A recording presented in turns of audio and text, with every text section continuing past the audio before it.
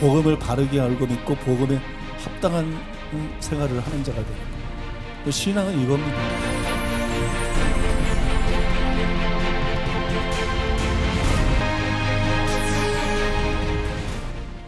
네, 하나님의 말씀 함께 보시겠습니다. 오늘 우리에게 주시는 하나님의 말씀은 로마서 8장 35절부터 우리 39절만 읽도록 하겠습니다. 로마서 8장 35절부터 39절 봉독하겠습니다.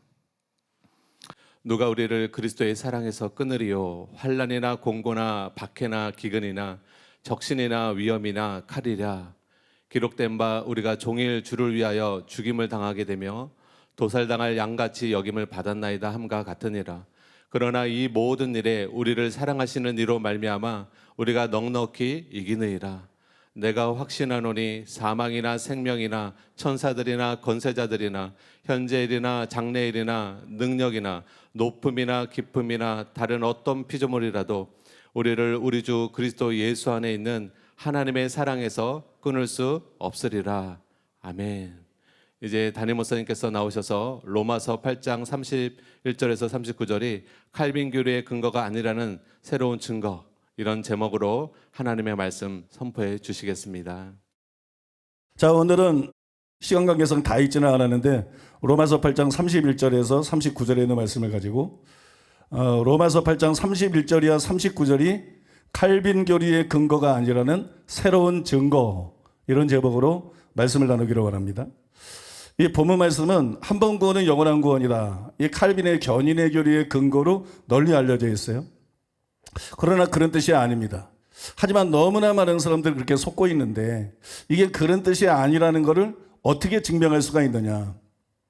2011년 11월 9일 아침이었는데 제가 기도를 시작한 지 30분도 지나지 않았을 때 갑자기 단락에 대한 착상들이 떠오르기 시작했어요. 동시에 온전한 해석이 가능할 것 같은 그런 느낌이 왔어요. 성령께서 제게 아주 자주 주시는 그런 사인이. 저는 그런 사인이 올 때마다 기도를 중단하고 성경을 보고 하나님의 말씀을 묵상하기 시작합니다. 그러면 눈이 열려요. 전에 못 봤던 문맥이 확 보여요. 몇백 번을 읽었는데 뭐 문맥이 복잡한 것도 아닌데 아무튼 희한해. 저는 수십 년 동안 못 봤던 문맥이 보여. 그 다음에 이 말씀의 의미가 무엇인지가 여러분 선명하게 이해가 되고 깨달아지는 거예요. 그래서 그때 처음으로 완전하다고 느껴지는 이 단락에 대한 만족스러운 해석을 할 수 있었어요. 그게 이제 시간이 많이 지났습니다. 해가 바뀌었습니다. 이제 2012년, 올해죠. 2022년 4월 1일 날 로마서 7장 14절 이하의 현재 시제. 이게 굉장히 참 난제 중에 난제죠. 로마서 7장 14절 이하에서 왜 바울이 현재 시대를 썼느냐. 이 현재 시대에 대한 연구를 하고 있을 때 하나님께서 뜻하지 않게 본문에 대한 정과 일치하지만 더 상세한 해석을 부어주셨어요. 그래서 이 단락에 대한 해석이 원래도 맞는 해석이었는데 훨씬 더 강화가 됐습니다. 그래서 저는 그 두 가지를 합해서 여러분들에게 설명해 드리기 위해서 다시 이제 고된 원고 작업을 했어요. 그래서 이제 그 작업을 마쳤어요. 그래서 저는 로마서 5장 9절 10절을 설명할 때 1절이야 8절의 문맥을 통해서 설명해 드렸잖아요. 그런 것처럼 이 단락이 결코 칼빈의 견인교리의 근거가 될 수 없다. 절대로 그런 의미가 아니라는 것을 1절이야 30절을 통해서 100% 증명해 드릴 거예요. 바울은 로마서 8장에서 먼저 모든 그리스도인이 7장에서 자세히 묘사한 죄의 법에 속박된 상태에서 생명의 성령을 통해서 해방되었다고 선언했습니다. 로마서 8장 1절로 2절. 그러므로 이제 그리스도 예수 안에 있는 자에게는 결코 정죄함이 없나니 이는 그리스도 예수 안에 있는 생명의 성령의 법이 죄와 사망의 법에서 너를 해방하였습니다. 여기 보면 생명의 성령의 법, 죄와 사망의 법, 희한한 말이 나오죠. 많은 학자들이 생명의 성령의 법이 뭐지? 왜 이걸 법이라 그랬지? 그 다음에 죄와 사망의 법이 뭐지? 왜 이걸 법이라 그랬지? 이 법이라는 말이 원어로는 노모스예요. 이 노모스가 신약성경에서는 거의 율법을 사용할 때 사용이 됩니다. 그러니까 둘 다 율법이다. 많은 주석들이 그렇게 해. 죄와 사망의 법은 7장에 보면 율법으로 말미암아 죄 짓게 되는 게 나오니까 죄를 유발시키고 결국 사망에 이르게 하는 모세율법을 가리킨다. 그 다음에 생명의 성령의 법은 이거는 마음에 새긴 율법. 이 마음에 새긴 율법, 그리스도의 율법, 그걸 가리킨다. 근데 둘 다 율법이다. 이런 해석이 많이 이 주석들에 보면 유행하고 있어요. 근데 이거는 문맥을 본 게 아니라 이 구절을 가지고 씨름한 거예요. 그러니까 이거는 오류고 잘못된 해석이에요. 그러면 왜 지금 이 두 가지 법이라는 게 뭐냐? 7장 21절이나 25절에 보면 죄의 법이 나와요. 그래서 7장은 죄의 법 아래에 있는 사람, 죄의 법에 속박이 되어 있는 사람의 상태를 말한 것인데, 이 죄의 법을 왜 8장에서는 죄의 법이라 그러지 않고 죄와 사망의 법이라 그랬을까? 또 7장 6절에 보면 성령이 나와요. 영의 새로운 것으로 섬겨야 된다. 그 영이 성령인데, 그러니까 이게 이제 성령의 법이죠. 성령의 법인데 그것도 왜 생명의 성령의 법이라고 했을까? 이런 의문이 생긴단 말이죠. 근데 그 이유는 이러합니다. 왜 바울이 전에 죄에 팔려서 선은 행치 않고 원치 않는 바 악을 행하는 죄의 종이 되었습니까? 그게 14절에 20절, 23절 7장에 그게 기록이 되어 있어요. 왜 그렇게 됐죠? 너무나 많은 사람들이 성경을 읽으면서 난 죄 아래 팔렸도다. 원하는 바 선을 행할 수 없어. 원치 않는 바 악을 행해. 이제 행하는 자가 내가 아니고 죄야. 즉 나는 죄의 종이야. 나는 죄의 종이야. 내 의지대로 이렇게 행하는 게 아니야. 나는 완전히 죄의 포로가 된 거야. 이런 고백이거든요. 오라 나는 공고한 사람이로나 누가 이 사망의 몸에서 나를 건져내냐. 뭐 이런 고백에만 꽂혀 있거든요. 그러면서 바울이 7장에서 진짜로 말하게 하려는 것이 무엇인지를 놓쳐. 그거는 살이고 바울이 진짜 말하려고 하는 뼈가 있어. 그 뼈가 뭐냐 그러면 21절이야 23절에 기록되어 있는 것인데요. 여러분 그 뼈가 뭐냐 그러면 한 법입니다. 그런 상황을 얘기하면서 그러므로 내가 한 법을 깨달았다. 바울은 지금 그 한 법에 대해서 설명하기 원하는 거야. 그 한 법을 다루는 거야. 근데 그 한 법이 뭐냐? 문맥을 통해서 보니까 23절에 죄의 법이에요. 그거는 내 마음에 있는 법이 아니고 그거는 내 지체 속에 있는 법이에요.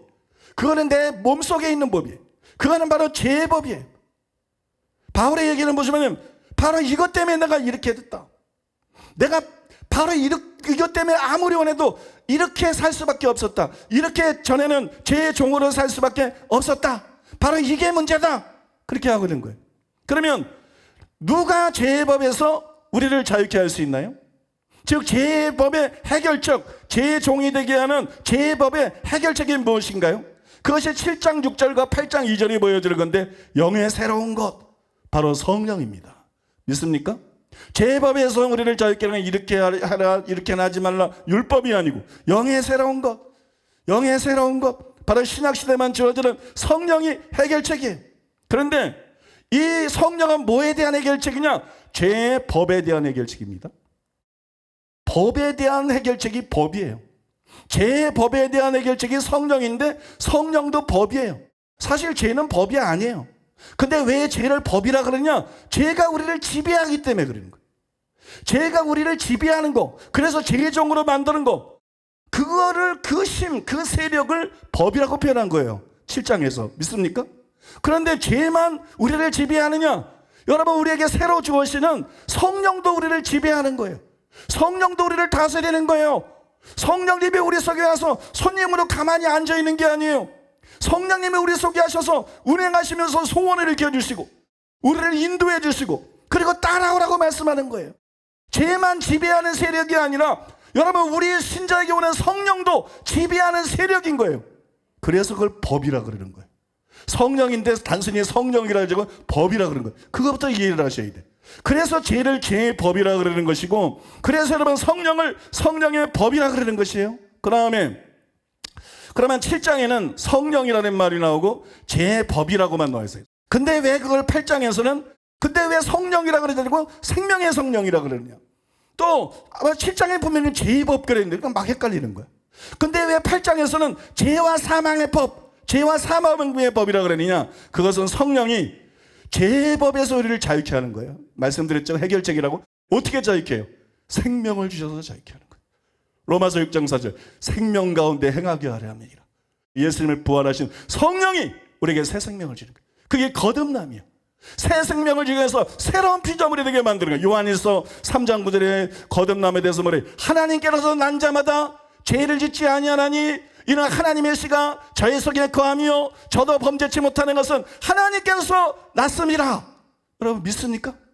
성령이 우리를 어떻게 자유케 하느냐? 죄의 법에서, 죄에 지배된 상태에서 생명을 주는 거예요. 죽었던 영을 살려주는 거예요. 거듭나게 해주시는 것이에요. 새 생명을 주시는 거예요. 하나님의 생명을 주는 거예요. 그래서 여러분 하나님 말씀대로 살게 하시기 때문에 그 성령을 생명의 성령, 생명을 주시는 성령이다. 믿는 자에게 생명을 주셔서 죄의 지배에서 해방시키는 성령이다. 그런 힘을 갖고 있는 성령이다. 그걸 법이라 그러는 거예요. 믿습니까? 생명의 성령의 법, 그렇게 말한 것입니다. 생명의 성령의 법. 그런데 여러분 성령이 생명을 주는 것과 반대로 죄는 우리에게 뭘 주나요? 죄는 그 반대로 사망을 준다고.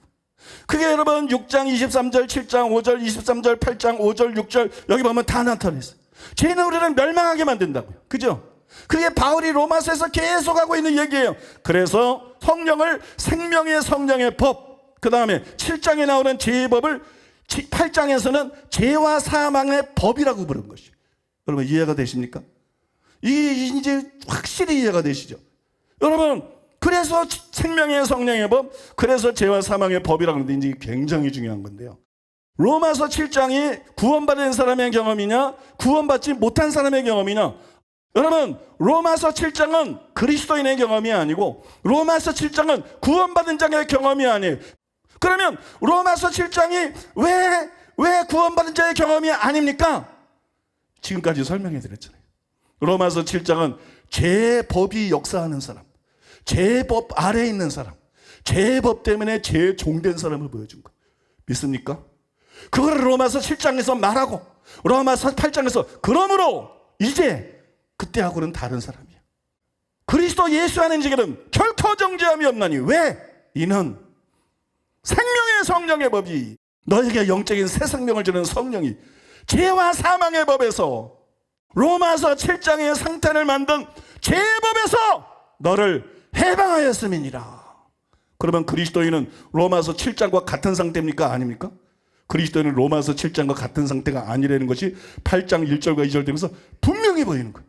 7장의 죄의 법과 8장의 죄와 사망의 법이 같은 것을 말한 것을 통해서 100% 증명이 되는 것입니다. 여러분 믿습니까?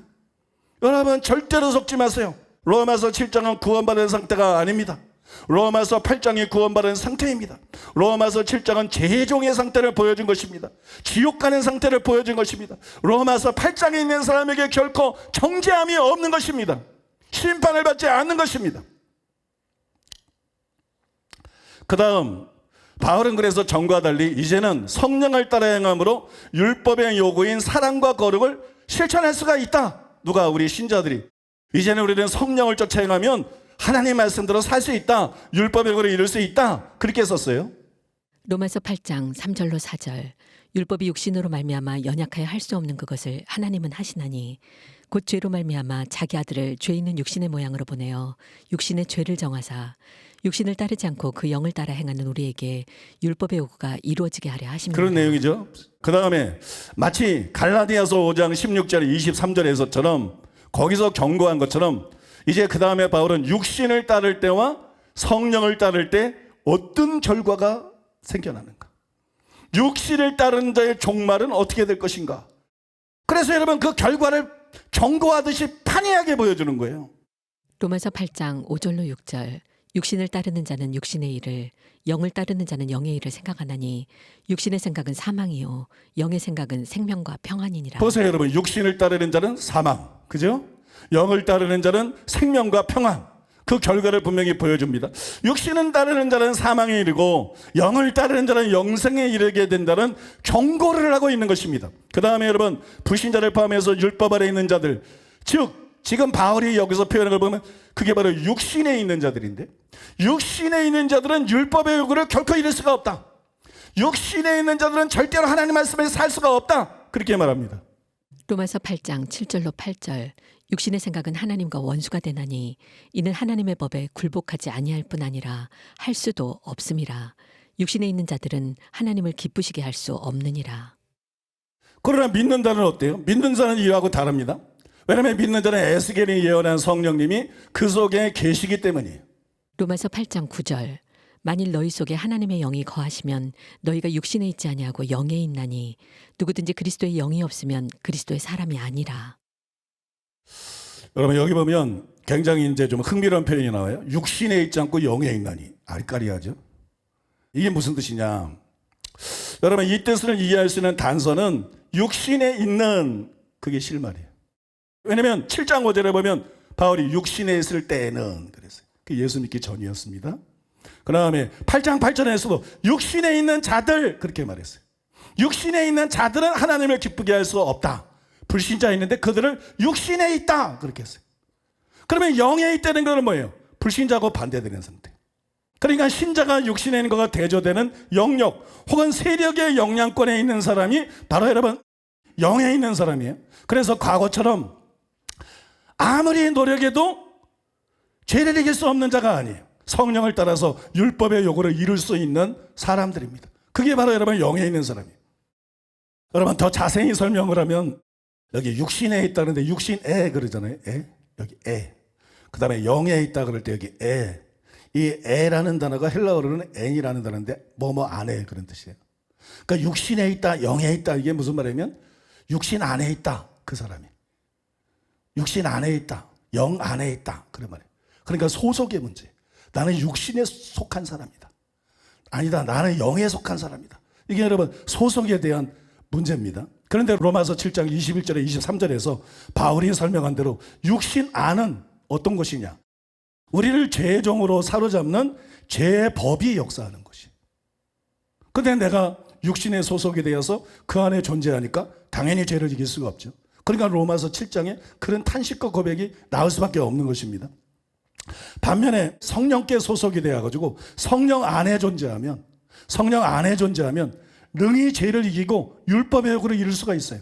왜냐하면 성령님은 그걸 위해서 주어진 거예요. 에스겔의 예언 잘 아시잖아요. 에스겔 36장 37절 내 신을 너희 속에 두어 내 율례와 규례를 지켜 행하게 하리니 여러분이 너무 잘 아시잖아요. 그래서 여러분 성령님이 그거를 위해서 주어졌기 때문이에요. 그러므로 영에 있는 자들은 이게 성령에 있는 자들이라는 뜻인데 죄를 이기고 율법을 지킬 수가 있습니다. 그러니까 불신자고 신자는 다르다는 거예요. 우리는 예수 믿기 전에 육신에 있었다는 거예요.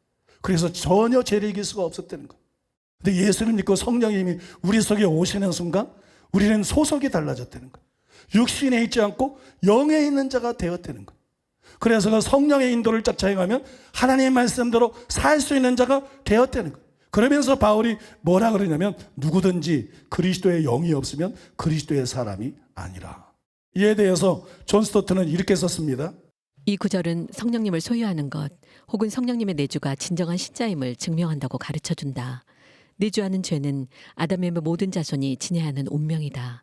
하나님의 자녀가 누리는 특권은 내주하는 죄와 싸우고 그것을 정복하기 위해 내주하시는 성령을 갖는 것이다. 그 다음에 바울은 이렇게 썼습니다. 로마서 8장 10절. 또 그리스도께서 너희 안에 계시면 몸은 죄로 말미암아 죽은 것이나 영은 의로 말미암아 살아있는 것이니라. 그래서 여기서 여러분 몸은 죄로 말미암아 죽은 것이나 이 표현도 굉장히 특이하지 않나요? 우리 몸 살아있는데 우리 몸이 죽었다고 바울이 말하거든요. 그러니까 결국 죽을 몸이기 때문에 그렇게 쓴 거 아니겠느냐 그렇게 쓰는 주석들도 많아요. 이번에 저도 이거를 로마서 8장을 연구하면서 낱낱이 깨닫게 된 것인데 몸은 죄로 말미암아 죽은 것이나 이게 무슨 표현이냐면 일락을 좋아하는 이는 살았으나 죽었느니라 이런 표현이 있죠. 일락을 좋아하는 사람은 살아있어도 죽은 거예요. 마찬가지로 죄를 짓게 역사하는 몸도 일락을 좋아하게 만드는 그런 몸도 여러분 하나님이 보실 때에는 살아있지만 죽은 거라는 거예요. 여전히 죄의 법이 그 안에서 역사하는 즉 몸의 구속이 아직 이루어지지 않은 상태를 몸은 죄로 말미암아 죽은 것이나 이렇게 표현을 한 것입니다. 더 쉽고 분명하게 설명을 하면 사람의 영은 구원받기 전에는 죽은 상태예요. 그죠? 죽은 자들로 죽은 자를 장사 진행하고 너는 나를 쫓아라. 살아있는 사람들 왜냐면 영이 죽어 있으니까. 그러니까 사람의 영은 구원받기 전에는 죽은 상태예요. 구원받을 때 죽은 영이 살아납니다. 그런데 여러분 마찬가지로 이 몸도 구원받기 전에는 죽은 상태예요. 몸도. 몸이 구원을 받아야 살아난다는 거예요. 몸이 구원받기 전에는 죽어 있는 거라는 거예요. 근데 몸의 구원은 언제 일어나느냐? 로마서 8장 23절에 말했잖아요. 예수님이 재림할 때 몸의 구속, 몸의 구원이 이루어진다. 그게 바로 부활이고 그게 바로 영화잖아요. 믿습니까? 마치 거듭나서 우리 영이 달라지는 것처럼 여러분 우리의 몸도 달라지는 거잖아요. 성령의 역사를 하면 그게 구원이잖아. 그러니까 몸의 구속이 일어나기 전에 영은 몸이 죽어 있는 거예요. 육신적으로는 살아있지만 하나님 볼 때는 죽어 있는 거예요. 왜냐하면 이 몸을 가지고 의의 병기로 하나님께 드려야 되는데 불의의 병기로 하나님께 드릴 수밖에 없는, 아까 로마서 1장에서 말한 죄의 법이 그 속에서 역사해서 여러분 죄의 종으로 만드는 이런 몸이기 때문에 이거는 마치 죄 짓고 사는 사람들의 영혼이 죽은 것처럼 그런 몸은 하나님 보실 때 죽어 있는 것이라는 거예요. 여러분 믿습니까? 그거를 말한 것입니다. 반면에 여러분 영은 성령이 주시는 생명을 통해서 살아났죠. 그게 거듭남이잖아요.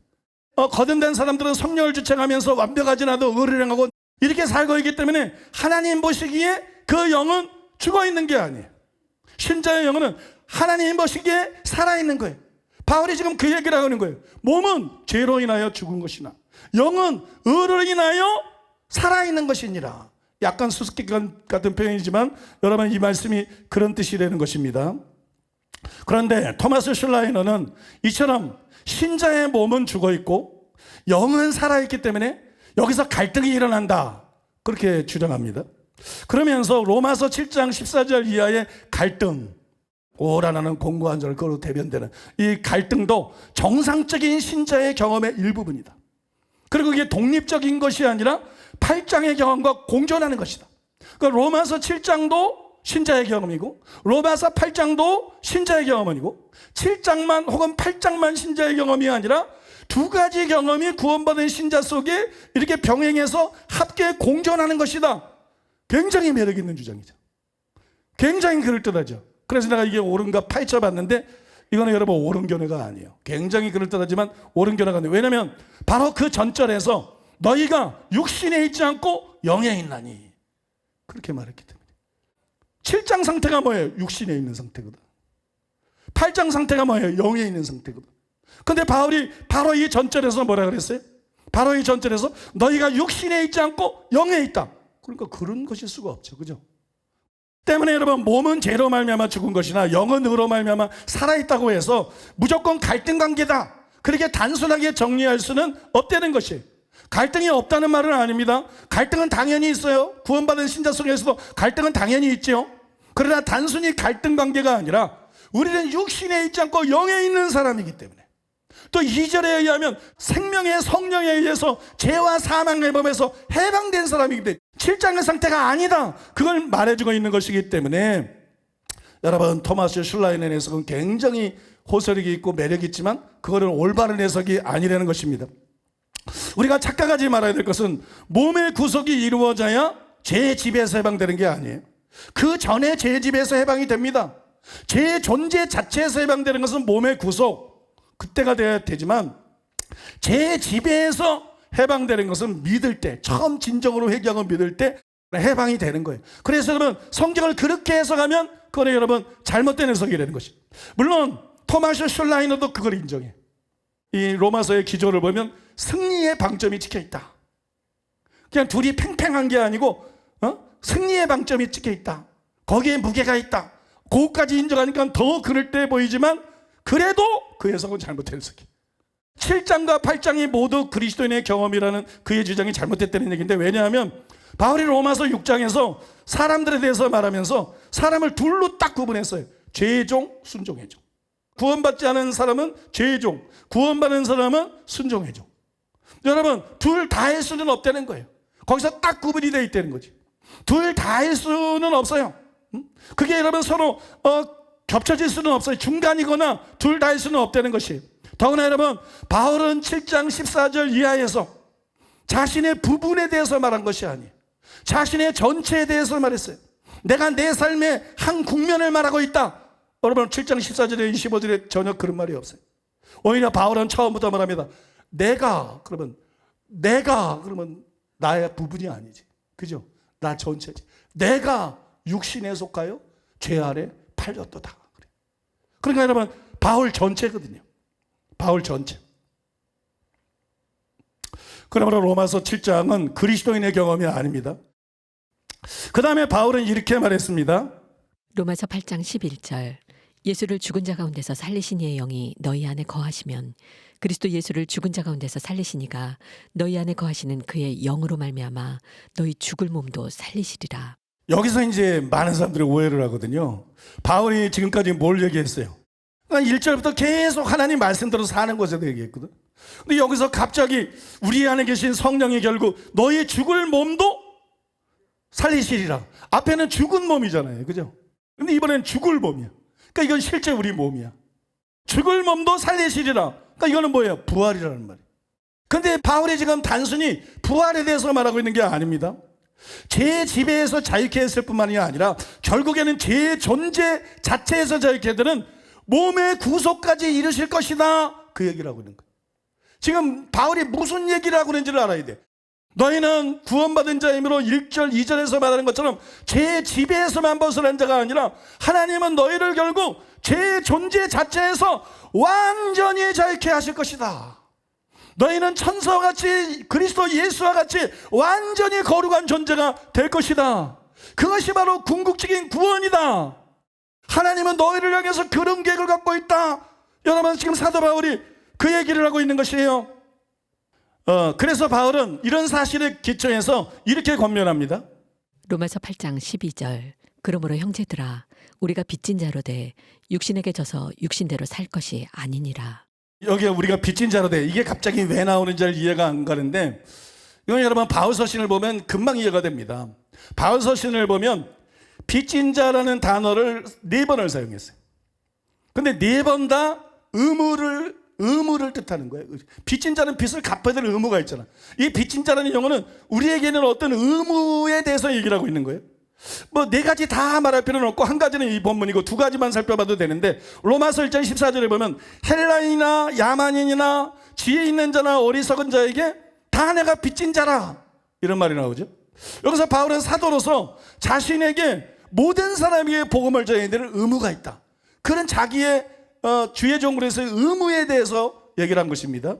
그 다음에 갈라디아서 5장 3절에 보면 내가 할례를 받은 각 사람에게 다시 증언하노니 그는 율법 전체를 행하는 의무를 가진 자라 그랬어요. 근데 여기 의무를 가진 자라로 번역된 단어가 바로 여러분 1장 14절이나 또 8장 12절에 빚진 자라 그거하고 똑같은 단어예요. 그러니까 이 구절은 의무를 보여주는 거예요. 의무. 그러면 우리가 생각해 볼 수 있죠. 새 언약 안에서 은혜 아래에 있는 성도들의 의무가 무엇일까? 육신에게는 아무런 의무가 없어요. 그러니까 우리가 빚진 자로 돼 이건 육신에게 빚을 졌다는 게 아니죠. 그러면 뭐에게 빚을 졌다는 거예요? 하나님께 빚을 졌다는 거예요.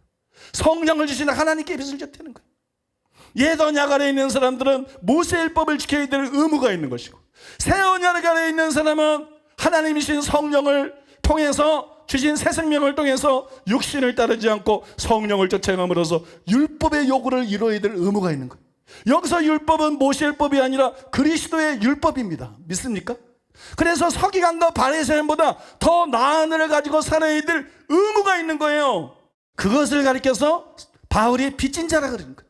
우리가 말씀대로 살아야 될 의무가 있다. 그렇지 않으면 심판을 받는다는 것을 깨우쳐주기 위해서 빚진 자라는 표현을 쓴 것입니다.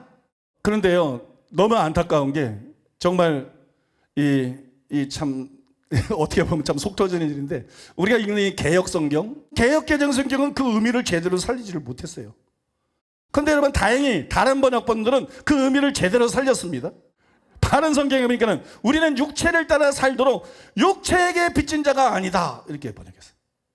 표준 세번역 성경은 우리는 빚을 지고 사는 사람들이지만 육신의 빚을 진 것이 아닙니다. 우리는 육신을 따라 살아야 할 존재가 아닙니다. 성령을 따라 살아야 되는 존재라는 거지. 공동번역 성경에 보니까는 우리는 과연 빚을 진 사람입니다. 그러나 육체의 빚을 진 것은 아닙니다. 그러니 우리는 육체를 따라 살 의무가 없습니다. 그렇게 번역을 했습니다. 그러므로 우리는 절대 육신에게 져서 육신대로 살면 안 되는 거예요. 성령을 따라 행함으로써 말씀대로 살아가야 될 줄로 믿습니다. 그런 저와 여러분이 되시기를 예수님의 이름으로 축복합니다. 그 다음에 바울은 이렇게 경고합니다. 로마서 8장 13절. 너희가 육신대로 살면 반드시 죽을 것이로되 영으로서 몸의 행실을 죽이면 살리니. 여러분, 성경은 문맥을 봐야 그 의미가 분명히 보이는 거예요. 이것만 읽으면 한 번과 영혼이 속은 사람들은 왜 육신대로 살면 반드시 죽는다 그러지? 이해가 안 가. 근데 앞에 얘기했잖아. 우리는 빚진 자야. 우리는 육신대로 살면 안 되고 성령을 쫓아서 하나님의 말씀대로 살아야 되는 자야. 근데 만약에 그렇게 안 살면 어떻게 되지? 그 답을 주고 있는 거야. 뭐라고? 너희가 그렇게 살지 않고 육신을 따르고 육신대로 살면 반드시 죽는다. 반드시 멸망한다. 반드시 지옥 간다. 절대로 한 번 구원은 영원한 구원이 아닙니다. 그렇기 때문에 우리는 반드시 영으로서 몸의 행실을 죽여야 됩니다. 그러면 어떻게 해야 영으로서 몸의 행실을 죽일 수가 있습니까? 그거를 보여주는 게 14절입니다. 물론 하나님의 영으로 인도 안 받는 사람들은 곧 하나님의 아들이다. 영으로서 어떻게 몸의 행실을 죽이지? 하나님의 성령이 우리를 인도해 주시잖아. 하나님의 성령이 우리에게 소원을 주시고, 하나님의 성령이 우리에게 성령의 소욕을 일으켜 주시고, 하나님의 성령이 우리가 율법의 요구를 이룰 수 있도록, 하나님의 말씀대로 살 수 있도록 우리를 인도하고 있어요. 그거 따라가는 거야. 그거 따라가면 몸의 행실을 죽이는 거야. 여러분, 영으로서 몸의 행실을 어떻게 죽이느냐? 하나님의 성령의 인도를 따라가는 거예요. 그러면 죽이는 거예요. 무릇 하나님의 영으로 인도함을 받는 자들은 곧 하나님의 아들이라. 누가 하나님의 아들이냐? 누가 그리스도인이냐? 누가 구원받은 사람이냐? 누가 천국 갈 사람이냐? 성령의 인도를 따라가는 사람입니다. 그래서 영으로서 몸의 행실을 죽이는 사람입니다. 그런 인도를 받고 순종하는 사람은 하나님의 아들이다. 그런 뜻이에요, 여러분. 사랑하는 여러분. 그래서 여러분, 성령의 인도를 따라가는 사람은 하나님의 자녀이기 때문에 그런 사람들만 진짜 하나님의 자녀라는 것을 하나님이 인정해 주신다. 그래서 성령을 따라가는 자들에게 성령이 구속해서 15절 16절 너희는 다시 무서워하는 조형을 받지 않고 양자형을 받았으므로 우리가 아바 아버지라 부르짖느니라. 성령이 친히 우리 영과 더불어 우리가 하나님의 자녀인 것을 증언하시나니. 우리가 처음 회개하고 믿을 때 성령님이 우리 영에 이제 너는 하나님의 자녀가 되었다. 너는 하나님의 자녀다. 이렇게 우리 영의 증거를 해주시는 거예요. 이거는 소리를 들려주는 게 아니에요. 우리 영으로 인식을 하는 거예요. 그런데 여러분, 그 무조건 계속 증거하시는 것이 아니라 지금까지 설명한 것을 근거해서 살 때 속에서 성령께서 너는 하나님의 자녀야. 수시로 증거해 주시는 거예요. 너는 진짜 하나님의 자녀야. 너는 구원받은 사람이야. 너는 천국에 갈 거야. 즉 우리가 육신을 따르지 않고 성령을 따라 행함으로 육신의 행실을 죽일 때 우리의 속에서 성령이 계속 증거해 주신 것이에요. 그럴 때 여러분 1절에서 말한 것처럼 정죄감이 사라지는 거예요. 그리스도 예수 안에 있는 정죄감이 없다. 그 다음에 이는 왜? 생명의 성령의 법이 죄와 사망에서 너를 해방하였습니다. 믿습니까? 그래서 성령의 인도를 따라갈 때 여러분 율법의 요구를 이루고 하나님의 말씀대로 살게 되기 때문에 정죄감이 사라지는 거예요. 자기 죄가 다 용서받아는 게 믿어지는 거예요. 내가 구원받았구나. 그러면서 여러분 성령의 증거에 내 영이 화답을 하는 거예요. 이 솔로가 아니라 듀엣이야. 성령께서 먼저 너는 하나님의 자녀야. 그럼 우리가 그걸 탁 받아. 아, 나는 진짜 하나님의 자녀구나. 그래서 자기 머리가 아니라 자기 영이 나는 구원받은 자야. 나는 정말 하나님의 자녀야. 나는 지금 죽어도 천국 가. 이게 구원의 핵심입니다. 예수님 구주라고 시인해봐. 부활한 거 믿어봐. 이거 가짜입니다, 여러분. 구원의 핵심 그거 아니고 그러고도 다 지옥 갑니다. 얼마든지. 존 웨슬리가 성령의 증거라는 설교에서 잘 말한 대로 성령의 증거는 성령의 열매하고 함께 나타나는 거예요. 성령의 증거는 세 가지가 함께 되는 거거든. 성령의 증거, 우리 영의 증거, 성령의 열매. 믿습니까? 이 두 가지는 착각할 수 있어. 근데 이 두 가지가 가짜가 아니라 진짜라는 걸 결정적으로 증거하는 게 성령의 열매야. 그들의 열매로 그들을 알리라. 믿습니까? 성령의 열매가 없으면 성령의 증거도 없어요. 성령의 열매가 없으면 우리 영의 증거도 없어요. 그래서 지금 설명해드린 이것은 성령의 증거와 구원의 확신에 대해서 바르게 이해할 수 있는 큰 빛이 되는 것입니다. 미혹이 되지 않고 자기를 점검해 볼 수 있게 하는 거예요. 두들겨 볼 수 있게 하는 거예요. 내가 정말 좁은 길로 가고 있는지, 내가 정말 영생을 향해서 가고 있는지 자기 자신을 정확하게 분별할 수 있는 놀랍고 귀중한 방법이기 때문에 여러분 이걸 꼭 기억하시고 자기 자신에게 적용하시고 이런 성령의 증거가 여러분 속에 있는 참된 신자들이 다 되시기를 예수님의 이름으로 축복합니다. 그 다음 바로 이런 자들이 하나님의 나라를 상속받는데 단 고난을 견뎌야 된다는 거예요. 그게 17절 18절에 나와 있고, 그 다음 바울은 우리가 영광을 상속받을 때, 즉 재림 때 우리가 아니라 자연계에 일어날 일에 대해서 썼습니다. 여기서 또 착각하기 쉬워요. 허무한 데 굴복했던 피조물이 썩어지면서 종노릇한 데서 해방돼서 영광의 자유에 이르기를 바라고 탄식하기 때문이에요. 근데 피조물은 도덕적인 존재가 아니에요. 그래서 피조군의 문제는 죄의 문제가 아니에요. 그들은 그래서 썩어짐에 종노릇한 데 해방되어 영광의 자유에 이르는 것에 대해서 쓴 것이에요. 그러나 바울의 관심은 여전히 죄의 지배에서 해방되는 것을 넘어서서 죄의 존재 자체에서 해방되는 것에 있다는 것을 잊지 말아야 됩니다. 그것이 그 다음 구절에 분명히 나오는 거예요. 그래서 8장 23절에 보면 우리에 대해서 얘기하면서 속으로 탄식하며 양자될 것 곧 우리 몸에 속량을 기다린다, 그렇게 말한 것입니다. 여러분, 그 다음에 바울은 우리가 이 땅에서 보이는 것에 소망을 두지 말고 보이지 않는 것, 즉 죄의 존재 자체에서 자유케 될 몸의 구속을 소망하면서 살아가야 된다. 바울이 위에서 부르는 부름의 상을 위해서 궁극적인 구원을 위해 살아가는 것처럼 세상 것이 아니라 이것이 우리의 궁극적인 목표가 되어야 되고, 그래서 우리는 나그네처럼 정말 저 높은 것을 향하여 한 걸음 한 걸음 내딛으면서 정말 반드시 천국에 가기 위해서 살아야 된다.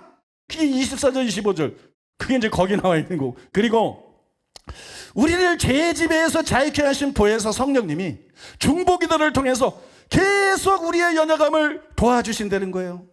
로마서 8장 26절로 27절, 이와 같이 성령도 우리의 연약함을 도우시나니 우리는 마땅히 기도할 바를 알지 못하나 오직 성령이 말할 수 없는 탄식으로 우리를 위하여 친히 간구하시느니라. 마음을 살피시는 이가 성령의 생각을 아시나니 이는 성령이 하나님의 뜻대로 성도를 위하여 간구하심이니라. 이게 무슨 얘기냐면, 여기 구절에 나오는 성령의 말할 수 없는 탄식, 이 성령의 말할 수 없는 탄식은 뭘 말하냐면 성령을 따라 행해서 거룩과 사랑을 실천하고 죄에서 완전히 자유케 되는 몸의 구속, 즉 궁극적인 구원을 이루게 하기 위한 간구입니다. 성도들에게 그 일이 이루어지게 하기 위한 간구, 성도들이 버림받지 않고 거기에 도달하기 위한 간구를 말합니다. 물론 이거는 저의 추론이에요. 그래서 어떤 분들 정말 그럴까요? 여기 뭐 그런 내용들은 없는데 그냥 말할 수 없는 탄식으로 간구한다고 하면 나오는데 정말 그럴까요? 여러분, 그 다음 절이 28절이잖아요. 28절은 뭐라고 했어요? 우리가 알거니와 하나님을 사랑하는 자 곧 그의 뜻대로 부르심을 입은 자들에게는 모든 것이 합력하여 선을 이루느니라. 왜 바울이 갑자기 그 뜻대로 부르심 입은 자들에 대해서 말했을까요? 여기서 그 뜻은 예정입니다. 그죠? 지금 예정을 말하고 있는 거예요. 선택된 사람을 부르는 거예요. 그 다음에 예정의 궁극적인 목적은 29절에 나와 있죠. 그 다음 구절이 29절에 나와 있는 것처럼 부활입니다. 그 아들의 형상을 본받게 하기 위하여 예전에 자세히 설명해 드렸습니다만 단순히 성화를 말하는 게 아닙니다.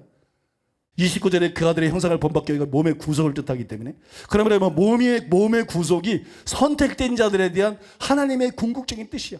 그러니까 바울은 하나님의 뜻이 자기 뜻이 되게 한 거예요. 바울은 어떤 세계적인 사역이나 다른 게 아니고 바울은 위에서 부르는 부름에서 자기의 궁극적인 구원을 목표로 하고 살아갔어요. 근데 그것이 하나님의 선택한 모든 사람들에 대한 가장 기본적이고 가장 궁극적인 목적이야. 그것보다 중요한 것은 없기 때문에 예수님이 그걸 위해서 십자가에 달려 돌아가신 것이고 또 성령을 보내주신 것이기 때문에, 여러분 믿습니까? 그래서 선택된 자들에 대한 하나님의 궁극적인 뜻이 뭐냐? 그게 바로 여러분 몸의 구속, 궁극적인 구원이에요. 그런데 27절에서 바울이 뭐라 그랬어요? 성령님이 성도들을 위해서 어떻게 간구를 해요? 뭘 간구해요? 하나님의 뜻대로 간구하신다. 하나님의 뜻대로 간구하신다. 그러니까 거기에 나오는 하나님의 뜻이 구체적으로 뭐겠어요? 바로 여러분 예정의 목적을 가리키는 거예요. 그 다음에 예정의 목적은 세 가지입니다. 첫째로는 하나님의 자녀로 삼는 거예요. 우리를 에베소 1장 9절에 우리를 예정하사 자기의 아들들이 되게 하셨느니. 두 번째는 우리를 거룩하게 하는 거예요. 4절에 우리를 택하사 거룩하고 흠이 없게 하시려고. 그 다음에 세 번째 목적은 궁극적인 구원을 가기는 몸의 구속, 즉 영화입니다. 8장 29절에 그 아들의 형상을 본받게 하여 미리 정하셨으니. 이게 여러분 예정의 목적이에요. 근데 바로 이것들이 이루어지도록 하나님의 뜻대로 간구하신다는 거예요. 구체적으로 이것들을 위해서 성령님이 탄식하신다는 거예요. 즉 성령님이 신자들이 이 땅에서 율법의 요구를 이루는 삶을 살다가 주님이 다시 오실 때 궁극적인 구원을 반드시 받는 그것을 위해서 탄식하면서 간절히 기도하신다는 거예요. 여러분, 성령이 말할 수 없는 탄식으로 우리를 위해 간구하시는 것이 바로 그것이라는 것이 전후 문맥을 살펴보면 더 확실하고 더 말할 수 없이 분명하게 드러납니다. 성령이 뭘 위해서 탄식하세요? 예정의 궁극적인 목적을 위해 탄식하십니다. 확실합니다. 의문의 여지가 없어요. 왜냐하면 로마서 8장에는 잘 들어보세요. 첫째, 피조물의 탄식. 둘째, 성령의 탄식. 셋째, 신자의 탄식이 나옵니다. 이 세 가지 탄식이 나옵니다. 근데 세 가지가 다 같은 이유로 탄식하는 거예요. 먼저 여러분, 아직 우리 몸의 구속이 이루어지지 않았기 때문에 피조물들이 썩어짐에 종달을 해서 자유하게 되지 못하고 탄식합니다. 그러면서 거기 뭐라 했어요? 하나님의 자녀들의 영광의 자유에 이르는 것이니라, 그렇게 썼어요. 그러니까 몸의 구속과 피조물의 탄식도 관계가 있는 탄식이에요. 믿습니까? 하나님의 자녀들에게는 도덕적인 형태의 몸의 구속이 일어나지만 피조물들에게는 썩지 않는 형태의 몸의 구속이 일어나는 것이고, 여러분, 이게 같은 것에 대해서 얘기하는 것입니다. 다음으로 우리가 말씀대로 살지 않고 범죄할 때 성령이 어떻게 하세요? 근심하십니다. 근심. 에베소서 4장 30절. 성령을 근심하게 하지 말라. 평소에 우리가 말씀대로 살지 못해도 근심해. 성령님은 그런 분이다. 우리가 범죄했을 때 분노하는 분이 아니고 우리가 범죄했을 때 근심하는 분이다. 우리 부모님이 우리에 대해서 그런 것처럼 우리가 잘못할 때 남들처럼 손가락질하고 분노하는 분이 아니고 우리가 잘못할 때 누구보다도 슬퍼하고 근심하는 분이다. 근데 이 성령님이 지금 탄식을 하신다 그러겠어요. 근심 정도가 아니라 그보다 더 깊은 성령님이 탄식을 하시고 계세요. 왜 탄식을 하느냐? 몸의 구속이 이루어지지 않아서 하는 탄식입니다. 이 사람이 거듭나고 구원받았습니다. 하나님의 백성입니다. 근데 아직 몸의 구속이 이루어지지 않았습니다. 그래서 성령의 마음을 놓을 수가 없습니다. 그래서 성령님이 탄식하십니다. 여러분, 다른 것 때문에 탄식하는 것이 아닙니다. 몸의 구속이 이루어지지 않아서 죄의 법이 몸속에서 아직 역사하고 있기 때문에, 그래서 범죄할 수도 있고 타락할 수도 있고 버림받아 지옥에 떨어질 수도 있기 때문에, 누가? 여러분이, 내가, 장로와 목사들이, 큰교회 목사들이 그럴 수 있기 때문에 성령님이 탄식하시는 거예요. 여러분, 바로 저와 여러분들이 우리가 지옥에 갈까봐 탄식하는 거예요. 멸망할까봐 탄식하는 거예요. 예수 믿고 의로움 다운 받고도 지옥에 갈까봐, 목사 돼서 목회하고도 신자 돼서 교회에 많은 봉사하고도 지옥에 갈까봐, 예배 참석하고 기도하고도 얼마든지 지옥 갈 수 있으니까, 그래서 성령이 애가 타시는 거예요. 그래서 성령께서 탄식하시는 것이. 여러분, 우리는 이걸 통해서 돌아봐야 돼요. 여러분의 탄식은 무엇이죠? 여러분, 성령님의 탄식이 우리 탄식이 되어야 되는 거예요. 믿습니까? 정말 여러분, 가장 중요한 건 영혼의 구원이기 때문에 그 성령님이 우리 속에 계시면서 나를 위해 탄식하시는 것이죠. 그러면 여러분, 성령님의 탄식이 나의 탄식이 되어야 돼. 자녀를 기도할 때도 제일 먼저 그걸 생각해야 돼. 남편을 위해 기도할 때도 제일 먼저 그걸 생각해야 돼. 친구나 이웃을 생각할 때도 제일 먼저 그걸 생각해야 돼. 그게 우리의 탄식이 되어야 됩니다. 사도 바울은 그게 탄식이었어요. 그의 탄식이었어요.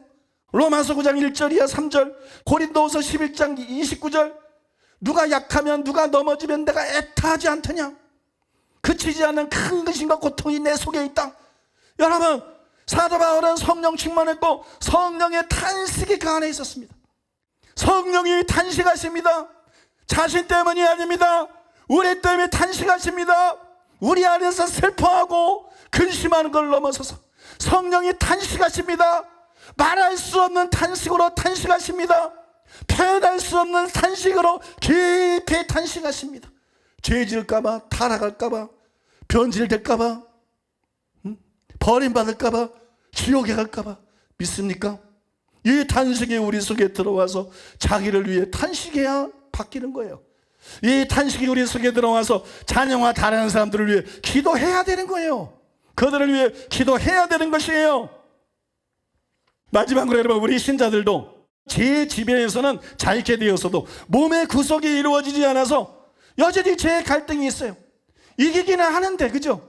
정과 다르긴 하는데 여전히 죄의 갈등이 있어요. 자기 몸을 쳐서 복종시켜야 됩니다. 그냥 무조건 되지 않습니다. 베드로가 말한 대로 육체의 정력을 제어해야 됩니다. 그래서 여러분, 우리가 탄식이 나오는 거예요. 살면서도 탄식이 나오고, 신앙생활하면서도 탄식이 나오고, 예배드리면서도 탄식이 나오고, 기도하면서도 탄식이 나오고, 설교하면서도 탄식이 나오는 거예요. 몸의 구속을 통해서 죄의 존재 자체에서 완전히 해방되기를 바라며 탄식하는 것입니다. 이처럼 세 가지 탄식이 다 한 가지라는 거예요. 같은 탄식을 말하고 있다는 거예요. 그러니 성령께서 말할 수 없는 탄식으로 우리를 위해서 탄식할 때 그 탄식이 뭐냐? 거룩을 위한 탄식입니다. 사랑을 위한 탄식입니다. 순종을 위한 탄식입니다. 변화를 위한 탄식입니다. 버림받지 않는 것을 위한 탄식입니다. 궁극적인 구원을 받는 것을 위한 탄식입니다. 이것이 하나님의 뜻대로 기도하는 것이에요. 한편 저는 26절에 이와 같이 성령도 우리 연약함을 도우시나니 나오는 연약함이 3절에서 언급한 그 연약함입니다. 3절에 보면 율법이 육신으로 말미암아 연약하여 할 수 없는 그것을 하나님은 하시나니. 육신이 연약해서 말씀대로 살 수가 없다는 거야. 율법을 지킬 수가 없다는 거야. 죄를 이길 수가 없다는 거야. 그냥 연약하다 그러지 뭐 때문에 연약하다고 말 안 했어. 근데 앞에 3절에 연약, 어떤 종류의 연약함이 말하고 있는지 나와 있어. 그러니까 문맥이 중요한 거예요, 여러분. 여기 연약함은 죄를 이기지 못하는 연약함, 여기 연약함은 율법의 요구를 이룰 수 없는 연약함이에요. 근데 성령님이 우리의 이런 연약함을 도와주신다는 거예요. 성령님이 이런 우리의 연약함을 어떻게 도와주시느냐? 8장 20절에 이와 같이 성령도 우리의 연약함을 도우시나니. 우리는 마땅히 몇 바를 알지 못하나, 우리는 뭘 얘기해야 되는지, 뭐에서 돌아서야 되는지, 뭘 고쳐야 되는지 너무 사람들이 몰라. 괜찮다고 바리새인처럼 생각하면서 살아. 신앙생활 잘한다고 살아. 우리는 마땅히 기도할 바를 알지만 오직 성령이 말할 수 없는 탄식으로.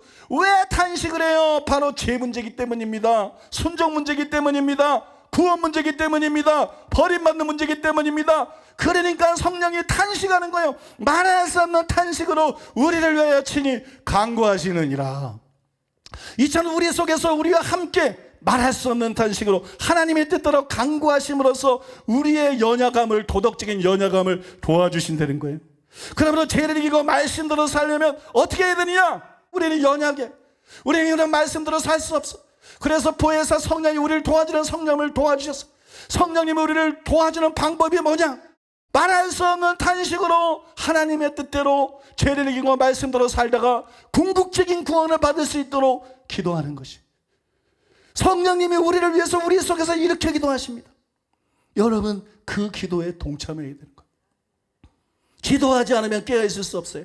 기도하지 않으면 하나님 말씀대로 살 수 없어요. 기도하지 않으면 영이 살 수가 없어요. 기도하지 않으면 죄를 이길 수가 없어요. 기도하지 않으면 거룩할 수 없어요. 기도하지 않으면 용서할 수 없고 사랑할 수도 없어요. 주님 닮을 수 없어요. 여러분, 성령님이 그 기도로 도와주시기 때문에 우리가 그 기도를 함께 해야 되는 거예요. 그분은 도와주는 분이지 그분은 우리를 대신하는 분이 아니기 때문에, 그분은 보혜사이기 때문에 그 기도를 함께 해야 되는 거예요. 믿습니까?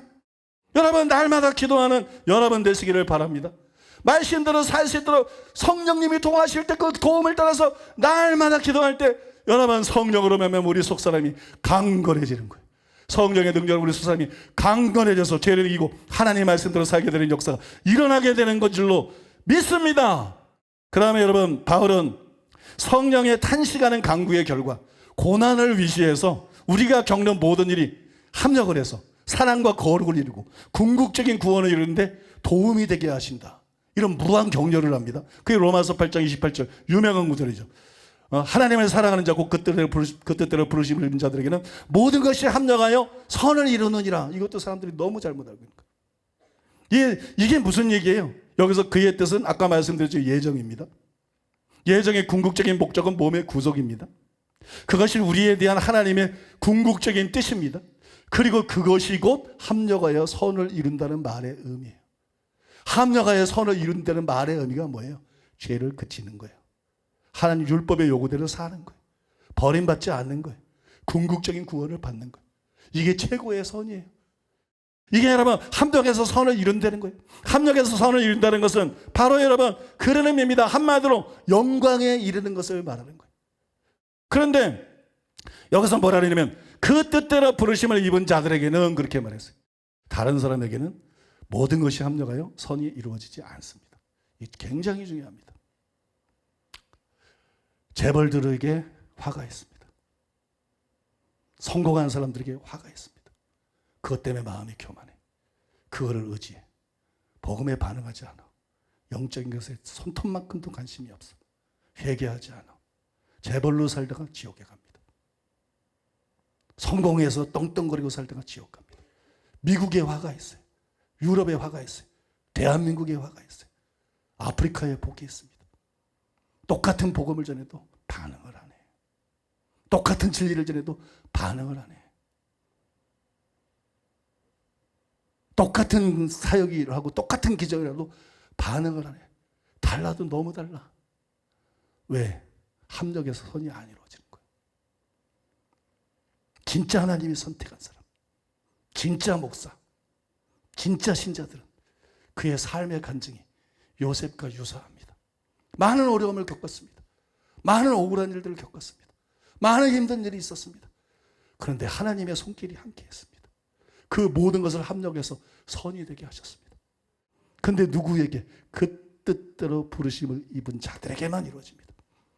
불신자에게는 안 이루어집니다. 돈만 되는 것도 저주가 됩니다. 유명한 되는 것도 저주가 됩니다. 이쁘게 생기고 잘생기고 또 자기를 지옥 끌고 가는 저주가 됩니다. 이해가 되시죠? 성공하는 것도 저주가 됩니다. 그들에게는 합력해서 선이 이루어지지 않습니다. 그러나 신자에게는 정말 선택받은 자, 정말 성령 받은 자, 구원받은 자, 정말 성령을 따라가는 자, 그래서 하나님을 사랑하는 자, 이런 사람들이 해야 할 것이 아무것도 없어. 그래서 뒤에서 끊을 수 없다 그런 거야. 하나님의 사랑에서, 그리스도의 사랑에서 아무것도 끊을 수 없다는 거야. 이런 사람을 해야 할 수 있는 것이 세상에 아무것도 없어. 마귀는 우리는 해야 할 수 없어. 원수들은 우리는 해야 할 수 없어. 질병은 해야 할 수 없어. 가난도 문제도 우리를 조금도 해야 할 수 없어. 고통을 줄 수는 있겠지만 우리를 조금도 해야 할 수 없어. 내가 정말 선택받은 사람이고, 내가 정말 구원받은 사람이고, 내가 정말 주님을 사랑하고, 내가 정말 성령의 인도를 따라가면 그 모든 것이 합력하여 선이 됩니다. 모든 것이 합력하여 선이 됩니다. 모든 것이 합력하여 선을 이루느니라. 이건 엄청난 격려입니다, 여러분. 그 다음에 여러분, 과거 시제가 보여주는 것처럼 예정의 목적을 이루기 위해서 하나님이 현재까지 하신 일들을 30절에서 열거한 것이, 저 하나님께서 우리를 부르시고 의롭다 하시고 영화롭게 하신, 즉 하나님의 자녀로 삼아주신 것에 대해서 쓴 것이, 현재까지 하나님의 선택한 사람들에게 이런 목적을 가지고 하나님의 자녀로 삼으신 것까지 30절에 썼는데, 그래서 그들이 앞으로 어떻게 될 것인가 이런 의문이 생기잖아요. 때문에 여러분, 그 후에 그거를 달았어요. 31절이야 32절이 그런 내용이라는 거예요. 31절과 32절을 이게 칼빈의 교리 아니야 따지기 전에 이 배경을 알아야 된다는 거예요. 이 문맥을 알아야 된다는 거예요. 바울이 지금 무슨 말을 하고 있는지 알아야 된다는 거예요. 31절에 32절은 그런 내용이에요. 여러분, 즉 29절은 예정의 목적, 30절은 그 목적을 이루기 위해서 현재까지 한 일, 그 다음에 31절이야 39절은 그들이 미래에 어떻게 될 것인가, 그것에 대해서 다룬 것이, 다시 말해서 현재 고난을 당하고 있는 성도들을 격려하기 위해서 미래의 궁극적인 구원의 확실성에 대해서 쓴 것이 바로 여러분 31절이야 39절이에요. 여기서 우리는 28절로 거슬러 올라갈 필요가 있습니다. 거기 나오는 그의 뜻은 예정입니다. 또 그 다음 29절 30절에서도 택하신 자들에 대해서 썼어요. 그 다음에 31절이야 39절에도 마찬가지로 33절에 택하신 자라는 말이 보여지는 것처럼 여전히 그들에 대해서 쓰고 있는 거예요. 택하신 자들에 대해서 쓰고 있는 거예요. 그러므로 31절이야 39절 칼빈의 교리로 오해되고 있는 단락은 앞부분하고 분리된 것이 아니에요. 이 부분만 가지고 생각하면 안 돼요. 때문에 반드시 지금까지 설명한 것의 근거 위에서 31절 이하 39절을 이해해야 됩니다. 그렇게 하지 않아서 수많은 목사와 학자들이 한 번 구원은 영원한 구원을 말하고 있다는 착각에 빠진 것이, 그래서 저는 지금까지 설명해 드린 것 위에서 여러분과 함께 이 단락의 의미를 살펴보고자 합니다. 그게 결론인데, 이제 그거 말씀드리고 끝내겠습니다. 잘 들어보시기 바랍니다. 우리는 죄와 사망의 법에서 해방되었고 성령을 따라 행하는 자들이에요. 그런 사람이 하나님의 참 자녀들이고 성령께서 하나님의 자녀라고 속에서 증언을 해주십니다. 참 신자는 사랑과 거룩뿐만이 아니라 죄에서 온전히 자유케 되는 몸의 구속이라는 영광을 사모하면서 살아가는 자들입니다. 또 성령의 더우심을 받아 그것을 위해서 탄식하면서 간구하고 그 결과 모든 것이 합력해서 선이 이루어져서 죄를 떠나고 거룩해지고 사랑하게 되고 버림받지 않고 궁극적인 구원을 받게 되는 자들입니다. 이거보다 중요한 것이 없기 때문에 그들은 보이지 않는 것을 목표로 살아갑니다.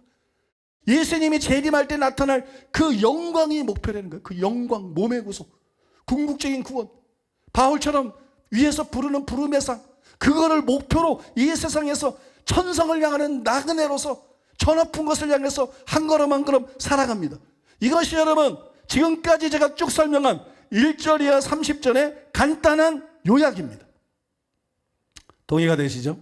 이 토대 위에서 바울이 이 단락에서 무엇을 말하고 있는지 한번 생각해 보시려는 거예요. 그러면 절대로 이 단락에서 구원받은 자는 절대로 버림받지 않는다.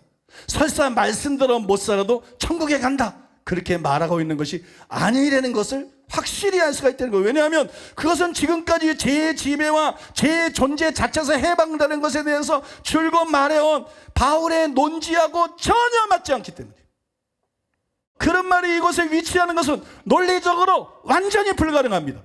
무엇보다도 결정적으로 13절에 너희가 육신대로 살면 반드시 죽는다. 그렇게 말했어요. 너희가 육신대로 살면 반드시 죽는다. 말씀대로 살지 않으면 반드시 버림받고 멸망한다고 명시를 했어요. 근데 31절이나 39절을 그전 의미로 해석하는 것은 이 13절 말씀하고 완전히 충돌이 일어나기 때문에 그런 의미일 수가 없는 거죠. 성경은 완벽하고 조화가 되어 있고 서로 충돌하지 않기 때문에. 여러분 믿습니까? 때문에 바울이 이 단락에서 그런 이상한 견인의 교리를 말했을 가능성은 제로입니다. 제로. 그러므로 누가 뭐래도 이 단락은 절대로 구원받은 자가 모두 틀림없이 궁극적인 구원을 받는다. 그 얘기를 하고 있는 것이 아닙니다. 오늘 여러분들이 많은 말씀 들으면서 여러분 마음속에 꽂혀온 많은 말씀들이 있을 것이고 감동들이 있을 것이에요. 그 다음에 소원과 어떤 도전과 기도의 제목이 있을 것이 이제는 그 모든 걸 가지고 하나님의 은혜의 보좌 앞에 나아갈 시간입니다. 하나님께 부르짖고 하나님께 기도할 시간입니다. 우리 속에서 오래전부터 탄식에 오시고 계셨는데 성령님이 말할 수 없는 탄식으로 탄식에 오시고 계셨는데 우리는 그것도 모르고 둔하고 우리를 웃고 즐거워하고 성령과 함께 탄식하지 못한 자를 얘기하며 나뿐만이 아니라 우리 가족과 다른 사람들에 대해서 성령님이 우리 속에서 얼마나 고통스러워하고 성령님이 우리 속에서 얼마나 탄식하고 근심했는데 우리는 여러분 그런 걸 생각하지 못했던 이 시간에 회개하고 성령님과 하나가 되어 성령님이 내 안에 내가 성령님 안에 계심으로 성령님과 하나 되어 이 시간에 우리가 탄식하면서 기도하겠습니다. 탄식하면서 부르짖으면서 기도하며 하나님께 나가겠습니다. 다 같이 기도하겠습니다.